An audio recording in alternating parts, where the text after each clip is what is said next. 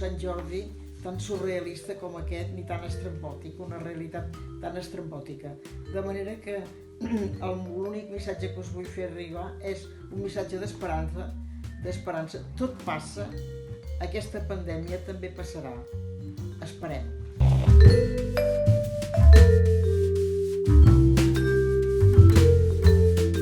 Ara estic amb la Ilíada, altra vegada amb aquesta edició de la Bernat Metge, la nova.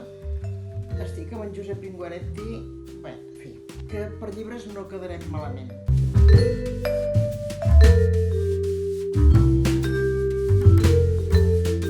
Doncs jo, clar, és innombrable el nombre de gent que em podria fer gràcia, però m'atreveixo a dir que si em poden enviar del més enllà a la Emily Dickinson, triaria la Emily Dickinson.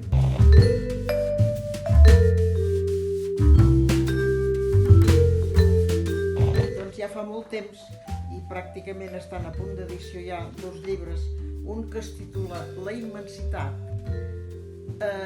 que és un llibre de prosa, però a mi no m'agrada dir prosa, a mi m'agrada dir altres paraules. És un llibre escrit amb un idioma que està entre la poesia i la narrativa, però jo li diria un assaig en aquell llibre, tot i que no és un assaig, li diria un assaig, i es diu La immensitat, que s'ha d'editar aquest any, si no hi ha més trafegues.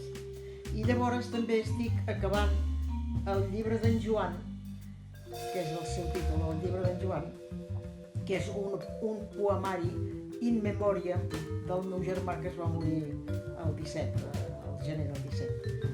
I m'ha donat molt neguit aquest dol i molta feina, però jo crec que amb aquest llibre acabo el dol o continuo el dol d'una manera més explícita.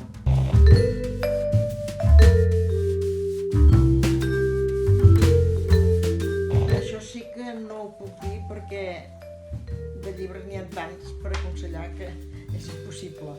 Però de totes maneres, un llibre que t'agradi a tu sempre és un bon llibre per regalar amb un altre. I aleshores és el que jo desitjaria, que tothom compri un llibre per ell que li agradi, més un llibre que si li agrada a ell pugui agradar per algú altre.